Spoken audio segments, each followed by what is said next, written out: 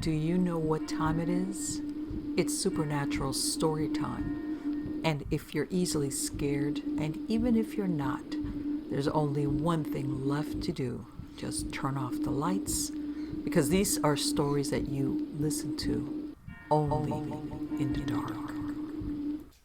Stories from the Other Side of Midnight, Volume 3, Story 1. I worked as a dispatcher at a MedStat ambulance company in Erie, Pennsylvania. Since I worked there, I'd heard many stories of how the building was haunted. One paramedic said that she saw a man standing by the main second-story picture window by the bed in which she was laying one night. The man stood there with his back towards her, and then he just dissolved. People have heard noises and other strange things. I've been up all night in the dispatch office many, many times, and I had never experienced anything odd or strange until one day. I was working the midnight to 8 shift when about 3 in the morning I started hearing the door downstairs open and close violently. Then I heard something being thrown around. I ignored it for a while, but I heard the noises again, so I investigated. I went downstairs, opened the door, and turned on the light. Nothing was there, nothing out of place. I looked around for a while and then went back upstairs. As soon as I closed the door to the garage, the door slammed again, and the wrestling started once more. I just went back upstairs and tried to ignore it. The noises continued for a while, and then a new sound started. Someone was coming up the stairs next to the dispatch office. I waited for the door to open, but it didn't. This time, I did not have enough guts to investigate. I just kept on working at my paperwork and tried to ignore it. This happened again and again. About an hour later, I decided to sit on the floor and read, and as soon as I hit the floor, I heard a distinct breathing, a heavy, whispery breathing. At first, I thought that it might be the wind, but it definitely was not. It was breathing. Needless to say, I got back into my chair. After a few minutes, I went to the bathroom, and when I sat down on the toilet, the doorknob shook violently back and forth. I've been around some strange stuff, but this was weird. I never felt a presence per se, but I knew what I experienced was not natural. Story number 2. This took place in the summer of 2007. I was driving in southern New Jersey, most likely Cumberland County. I was out with my girlfriend at the time, and we always went on exploration and adventures together. Typical New Jersey fashion, we just drove around aimlessly near the Pine Barrens, which is a large area of pine forest that takes up a lot of South Jersey. We would always joke about trying to find the Jersey Devil, which was a mythological creature of Jersey folklore. Basically, you just drove around pointing out shadows and trying to scare your girlfriend. Yeah, typical boy stuff. Anyway, as we were driving along at probably 2 a.m., we had a large section of forest surrounding us on a lonely road. We were the only car for miles, but there were a few houses here and there. As we drove, I remember seeing movement to the right of the vehicle, from the front illuminated by the headlights, but to the right of the car. As I drove by, there was a creature standing at about 3 to 5 feet in height.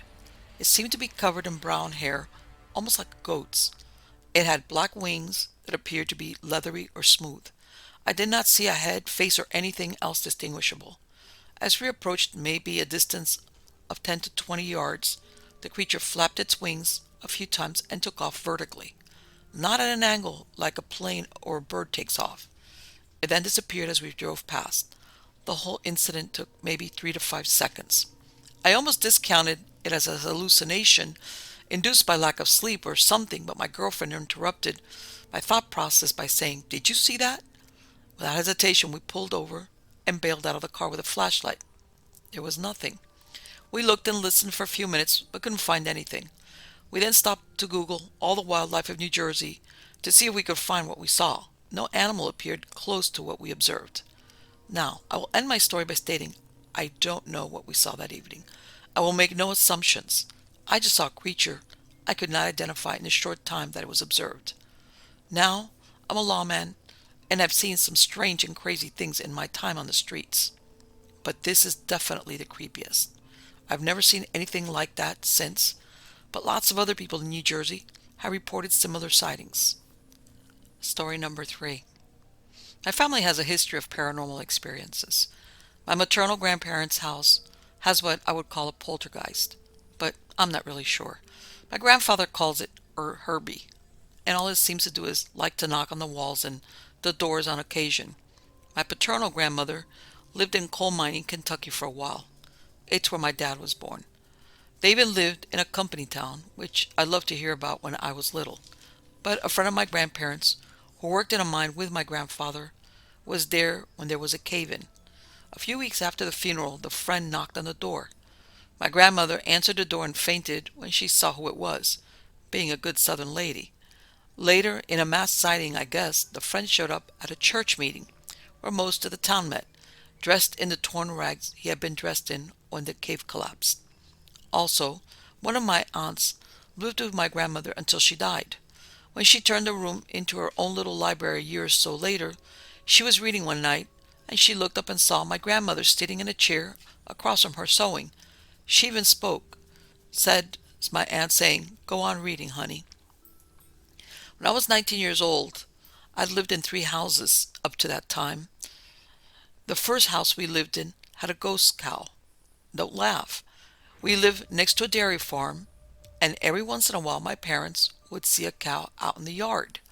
At first, they would think that the cow had gotten loose from the farm, and they would go out to chase it back into the pasture. But it wouldn't be there when they got outside, and they would find no hoof prints. Cows leave obvious tracks in case you don't know. We moved when I was about 4 to a house in a subdivision. Here was my real first encounter with a ghost, only I didn't know it at the time. There was a little girl that I played with, but since my mother never saw her, she thought the girl was my imaginary friend. However, she finally saw her one day when Mom was working in the garden and I was in the backyard playing with the girl. I went in to get something, and Mom said, a couple of seconds later, she turned around and the girl wasn't there. Thinking that the girl might have gone next door where they were building another house, she went looking but never could find her. When I came back out, my mom said the girl had gone home. Mom said she didn't think about it again until 3 years later, when she saw the same girl wearing the same clothes she had been wearing when she played with me, playing with my other little sister. She went out onto the deck to look at the girl. As she came out the door, the girl looked right at my mom, and Mom says she could see through the girl. Mom called to April, my sister, and when she did, the girl disappeared. When I was about 11 or 12, we moved into the house I lived in until I came to school. The first incidents in this house came a couple of days after we had settled in. My dad, our dog Molly, and I were sitting in the basement TV room watching a baseball game when all our attention were drawn to something moving past the door in the basement. I didn't know what it was, but I just remembered it being big and red. But Dad swears it was some lady wearing a white satin gown. Whatever it was, Molly saw it too and went out into the basement barking. I went out a couple of seconds later, and like the dog, I couldn't find anything or anybody. Our ghosts in that house also liked to move things. Food disappeared out of the refrigerator and then reappeared. One time, I had lost my keys, where I knew I had put them on the counter. I was home alone for the weekend. I looked right at the place where they had been, and they weren't there. 5 minutes later, I found them, right where I had just looked. Then there's the cat. The room I sleep in at home used to be my sister's room. She had been begging for a trade for a long time, so I finally digressed and let her have my old room. I thought that it had been because she just wanted the bigger room. But once in a while, I'll wake up in the middle of the night, look up at the bookcase, and see a pair of cat eyes looking at me. I sleep with the door and windows closed, so there's no way for a cat to get in and no light for the eyes to reflect. Plus, if you're in the house alone, you can every once in a while look up from where you are and find a cat. It's a black cat, sitting somewhere staring at you. I'm sure my sister's seen it, although she won't say anything. And my mother's seen it a couple of times, and my dog has even taken off chasing it. That's a strange thing. We have 3 cats, none of them black, and the dog doesn't chase any of them. The final occurrence came one Christmas. I was there for break, and my parents and sisters had gone to relatives' house for New Year's, so I was home alone the night before New Year's. It was about 2 in the morning, and I was in my bedroom, reading or watching TV or both. I don't really remember, but I heard somebody coming up the stairs. Caffeine and fear taking hold of my system, the first thought was burglar. I picked up a baseball bat and stood just hidden inside my room, ready to take the head off an unexpected bad guy. As soon as it got to the top of the stairs, and the steps came up slowly like somebody sneaking, I heard something run down the stairs, and I mean run. Big heavy steps, coming in quick succession. When I heard them coming up the stairs again, I went out into the hall, hidden by the darkness. I couldn't see anything. The steps had stopped when I came out the door, but they started up again. I turned on the light, and the steps stopped, and there was nothing there. It was then I decided I had enough of ghosts for that night, so I got in the car and drove around for about 8 hours, something hard to do in a small town. The strangest thing, I'd left my TV, lights, hall lights, and stuff on, because the chicken in me had taken over, and I'd just left. However, when I got there, everything was off. That night, I went to a New Year's party and stayed the night at my friend's house, even if I wasn't too drunk to drive. Even now, when I go home, I get really weird feelings when I'm in a room, especially the basement, alone at night. I guess that's the way things are for my family. So far, I've not seen any other ghosts here at school, although they say they are a couple. If they're here, I'm pretty sure they'll find me somehow. Next story. I worked in a very historic structure in downtown Tacoma. Everyone who worked there for long had some very interesting stories. I worked there for 2 years and ended up with a few of my own. This one began as a ghost hunt to scare my kids on Halloween. They were about 13 or 15 or so. I got special permission from the building manager to come in and do this, and in my job I had access to the entire building, so I was able to show them the old sub-basements and other interesting things. Well, on the way there I started getting a really bad feeling, as if this was a really bad idea. However, being the kind of guy I am, I was not going to be the one to chicken out. By the time we got to the building, my hackles were up, and I had goosebumps, and wasn't really wanting to turn around and go someplace else. But I didn't. We pushed on, and my wife told me in private that she shared my gut feelings. And like I said, my wife knows things. We went through the building with 2 digital cameras and a digital voice recorder and took pictures and asked questions with the recorder running to get EVPs if possible. At any rate, when we got to the sub-basement that were 30 feet under the street out front, we got some very interesting pictures with tons of orbs in each one. I know orbs can be a lot of things, but it was odd we got them on both cameras. So anyhow, one of the buildings I worked in, and I should mention they were connected by a sky bridge, was a big open structure 6 stories tall with an elevator shaft running up the middle with landings on each floor. If you look down from the top balcony, the tiles on the ground floor make a big medicine wheel. We got some incredible orb pics looking down into the space as well. Several people over the years had jumped from this landing, and a couple claimed to have been pushed, or so the story went. Anyhow, we got some incredible orb pics, but only here and there, and always in places that I always felt creepy, and in which I had experienced things as well. In a space I had been checking the fire system risers and recording the pressures. I had been writing them down and suddenly got flicked hard on the ear, like we used to do as kids. But I turned around kind of angry, and there was nobody there. I left in short order and could not get out of there fast enough. Anyhow, we got some very interesting pics and audios in this space. Anyhow, I showed my pics to a few folks in the building, and the building manager got wind of it. The guy seemed mad at me, and I thought it made a pretty interesting history, and he came around to my way of thinking. He asked me to show him where I'd gotten the orb pictures and the audio. Went down to the sub-basement, and I showed him the room. He took me into the corner of the space and showed me a small boarded-up place in the concrete of the lower levels of the building, and showed me that when I put my hand down there was air movement, and said he always wondered if there was a void behind these obviously very old boards. Being the building maintenance guy, I told him if he wanted to open it up, I would gladly patch it up again. He agreed, and we opened it up in short order to reveal a hole chipped into the concrete that was about 18 inches by 7 inches or so. Being totally intrigued, I went back upstairs to grab a flashlight and check it out. When we stuck our head in the hole, we found a hand-dug tunnel like the tunnels in Vietnam that went about 30 feet and turned to the right. The hole was just big enough to stick our head into it and get a couple of pics. Up on the landing on the 5th floor of the other building, We got an audio voice saying, "Sorry, didn't want to kill you," or at least that's what it sounded like to us. Anyhow, for starting out something to scare the kids, it ended up scaring the hell out of us instead. Next story. I would say that it started about 3 months ago. Little things that you wouldn't expect. For instance, the doors are always closing, even when there's no wind. If you open a door somewhere else in my house, a door would close. Also, almost every night, you can hear a car coming in the driveway, but every time I go out to see what's there, there's no car. I know it was my driveway because we live in a small subdivision, and my house is the only one that has gravel in it. There was always bumps and creaks coming from the side of the house. At first I thought it was just a raccoon, but after it continued every night I began to get a little worried. Probably the most spooky thing, though, is the fact that every time I'm downstairs all alone in the house, I hear people upstairs. People walking and talking. I go upstairs, my heart's pounding, because I know there's no one else in the house to see who or what it is. The upstairs is always empty. Also, I told you about the closing doors. Well, downstairs we have a small wall fan that you can turn on by a little latch in the back.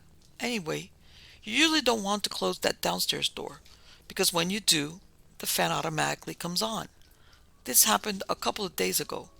The door suddenly closed and I could hear the fan come on. I went downstairs to turn it off, but stopped dead in my tracks when the fan was on and the dial said off. This might be just my imagination. Maybe I'm just paranoid, but when I'm alone in my house, I feel an eerie presence all around me. Something I never felt or feel when my family's home or if I'm out with my friends. This coldness and strange thoughts come into my mind. It could be bright daylight, little kids running around in the neighbor's backyard, and I could be sitting on the couch, eyes not moving, scared to breathe, feeling the presence I told you about earlier. I told my best friend about it. She was a little shook up, but then she reassured me it was all just a figment of my imagination. But is it? As I said before, this is probably just my imagination playing games with my good judgment. Also, no one else in my house ever had a problem with anything. But even as I'm writing this, the door has just closed about 5 seconds ago. There's no one in the house but me, and the fan just turned on. People call me crazy, but I know what I see and hear. There is a presence in this house that I'm not sure of what it is or who it is. But I'm not sure if I truly want to know. Next story. This happened a few days before Christmas back in the late 1990s. I was driving from Raton to central New Mexico on I-25. It was bitterly cold, windy, and a light snow was blowing across the freeway. My truck was one of the few vehicles on the road in the late afternoon. I pulled into one of those very central roadside rest areas, the ones with just a few trash cans and a pull-out. A trucker was the only one there. As I drove up, he was putting something into a garbage can, and he looked both startled and angry when he saw me. When I parked about 20 yards behind him and got out, he looked completely enraged. As soon as he dumped the stuff into the trash can, he started toward me, first at a walk, then almost running straight at me. It all happened so suddenly and unexpectedly that I barely had time to react. I opened my car door and my two large German shepherds jumped out. The man stopped in his tracks, made a furious face, turned around and climbed into his rig. I didn't even let the dog stay long enough to pee, but jumped back in my truck and took off down the highway. Due to my work and training, I've depended on my innate sense of danger, and I truly felt it from him. From the second I saw him, I knew there was something very wrong. A voice inside my head was screaming at me to get out of there from the time I saw him. It took an hour to get the adrenaline out of my system, and I watched the rearview mirror for a long time, driving home on that empty road. Next story. I'm submitting a story related to me by my grandmother back in the 1950s, long before I was around. My grandparents, who lived in suburban Chicago, were driving to dinner along a tree-lined two-lane road. It was a dark, clear winter evening. As they drove, my grandfather noticed a man walking slowly along the side of the road in gray clothing. As they approached, my grandmother noticed his clothes appeared to be that of a Civil War soldier, complete with hat and markings. there were no enactments going on, especially in the dead of winter, where he could have come from. As they came closer, the man looked over his shoulder, stared them both in the face, and the car sped past. Upon looking back, they said they only saw him for a brief second before darkness engulfed him. That, or he disappeared. Curious and spooked, my grandfather turned the car around almost immediately and they drove back, but the man in gray was nowhere to be found. 25 years later, I was spending an afternoon with a Chicago area ghost hunter on a video documentary shoot. As we traveled around Chicago filming haunted locations, I told him of this experience my grandmother told me about. He said others reported seeing the Civil War ghost as well, and upon doing research he discovered that there was a prisoner camp in the area during the Civil War. Now, this is a second-hand story, and I've had not the opportunity to investigate it myself. But the story, which was told with such conviction and corroborated 25 years later, has to make you stop and wonder. Next story. My family owns a cabin on roughly 700 acres in central Pennsylvania. Very secluded, 50 miles from any town. No electric. Nearest cabin is 5 miles away. There's been many a strange occurrence there, but a few are the reason I can't stay there alone. About 12 years ago, our usual hunting party arrived for opening week of firearms deer season. I remember it was very warm weather for late November. I mean 60 to 70 degrees Fahrenheit. So we had all the doors, windows open with just screens shut. My uncle was laying on a couch nearest the front door, and I was in a chair beside him, and it was around 11 p.m. Now, it's pitch black outside, and the cabin's propane lights only light up so much. Being younger, I almost always had an uneasy feeling, especially at night. With the doors open, it was much worse. I asked my uncle if we could close the door, and he agreed that he suddenly didn't like it either. About the time he went to stand, we both became aware of a figure at the screen door. Standing there was a man in full camo carrying a compound. Shocked, my uncle said, "Who the hell are you?" and went for a rifle. The man said nothing and slipped into the darkness as suddenly as he appeared. We quickly looked outside with flashlights, but couldn't see him, so we shut and locked everything, and my 6'6", 300-pound retired USMC uncle set up with his rifle all night. Well, about a week later, we read in a newspaper of a man found dead in the woods about 5 miles from our camp. He was dressed in full camo and had two .22 caliber rounds in his forehead. It was ruled a suicide, but that's hard to believe with 2 headshots. So now he's buried in a small cemetery on the mountain, 5 miles from camp, and it still creeps us out every time we drive by there. Next story. I've always had an open mind about ghosts, etc., but had no real experience of them apart from seeing a figure dressed in 17th century farm clothing in wide open Sussex countryside until a couple of years ago. I was in Diggs sharing a house with a colleague who was and is a good friend. She divorced her husband, and after he moved out, I moved in on a strictly business nature, as part of the deal was that I babysat for her son while she built up some kind of social life again. It was a good deal, as I had been going through an awkward patch myself, and I had 2 rooms at the back of the house for my use. The husband died about 3 months after I moved in, and though it was obviously a troubled time, there was no hint of anything amiss until about a year later. I had been out that evening, and after returning sat up watching the night TV. Always an insomniac, this sometimes forces me to bed and eventually turned in sometime after 2 a.m. I didn't sleep at all well, getting more and more nervous as the night grew old. I was also very cold, and my landlady had an awesome use of central heating, starting to shiver. Finally, I was so cold I couldn't move, but it wasn't just that. I was scared rigid. I've led a varied life, had a few close scrapes, but I've never had the terrors like this. The sensation in the room was one of pure hatred. Whatever it was seemed to be in the corner of the room, between the window and a built-in wardrobe. There was nothing to see but plenty to sense. The room itself became much colder, and with it the sense of loathing and malevolence grew more intense. It wanted me out of there, and wasn't worried about how. I was so scared I couldn't even shout out. In fact, I was finding it very hard to breathe under the weight of this malignity. After a while, I have no notion of a time scale for this. The atmosphere began to lighten and eventually faded away completely. The room warmed up and eventually did I. Not that I stayed in there for the rest of the night. A couple of months later, my landlady, happily back in the swing of things, she wanted the room back. I didn't argue the loss. Neither did I tell her what occurred that night. I had my thoughts on the matter, but they were best left unsaid. On a happier note, I now live in a pleasant little cul-de-sac by the River Thames. Being well lit, I have no qualms about walking down the center of the road, which I was doing the other evening on a breezy summer night, when I walked into the scent of a cigar. It was such a nice smell that I stopped and breathed in deeply before walking on. You sometimes get a feeling of weirdness. I'd gone on another 20 feet or so before it dawned on me that the smell hadn't dissipated in the wind while I inhaled it. So I walked back to where I originally stopped. The smell of cigar, good quality cigar, was still there, just in this one spot. I walked through it, around it, and stood in it. At a boundary, a couple of steps in any direction, and no smell. I searched the ground for butts, manhole covers. No one was up, no house lights were on, and if I moved away, no smell. Puzzled, I walked a long way off and then came back. Still there.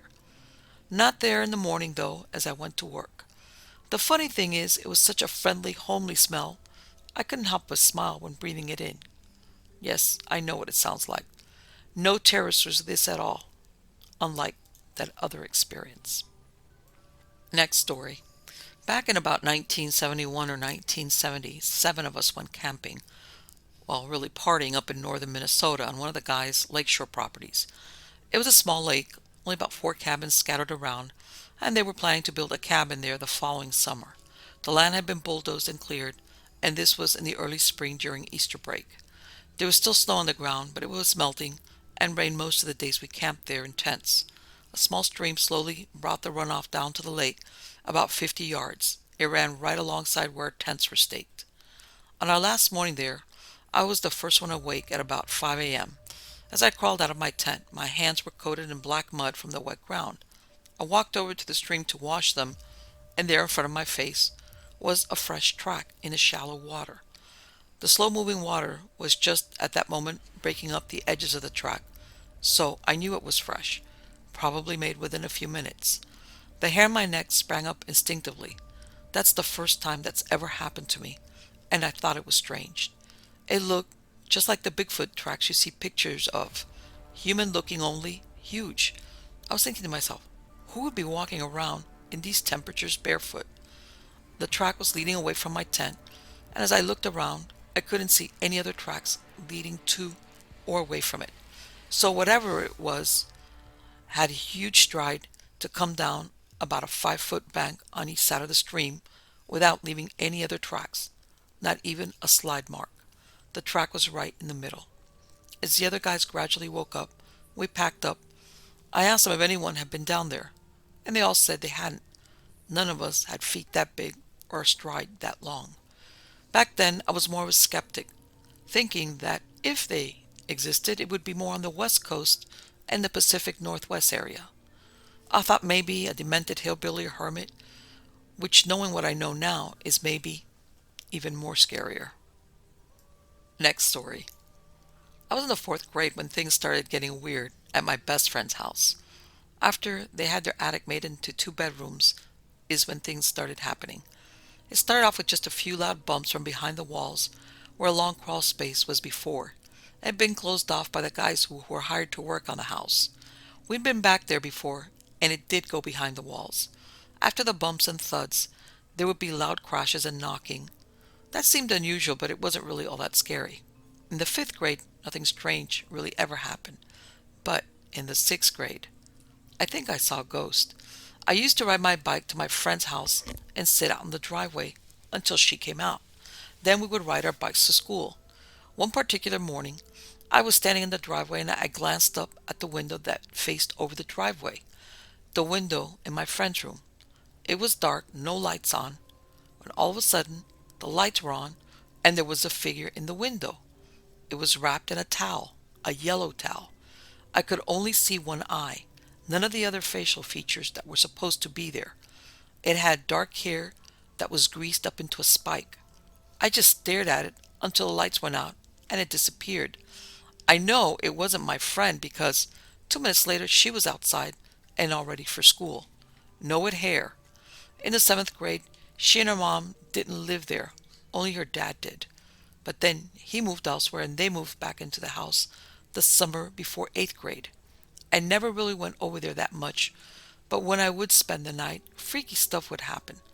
One night we were sitting upstairs talking when we heard crying, loud crying. It was coming from the stairs. Then one time I was staying at her house for a week. I was upstairs in the guest room, which was now her room because she had switched rooms, and I was listening to Nirvana while she was downstairs taking a bath. All of a sudden, the CD started to skip. A little at first, but then a whole lot. It had never done that before.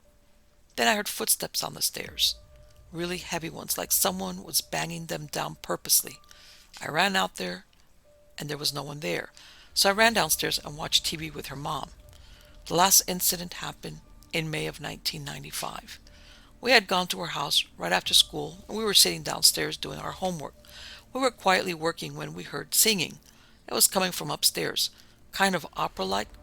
We were the only people there. We looked at each other, gathered up our stuff, and walked to my house. I believe that spirits were there. Some good, some evil. A lot of other things happened up in those 2 rooms, but there's just too much to talk about now. For one thing, it was always freezing cold upstairs. In the summer, winter, fall, spring, no matter what season, no matter how high the heat was, it was always bitter cold.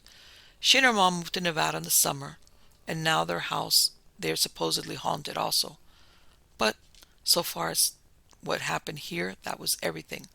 My friend believes that there's a poltergeist in the old woman doll that her mother owns, but that only plays a small part in everything.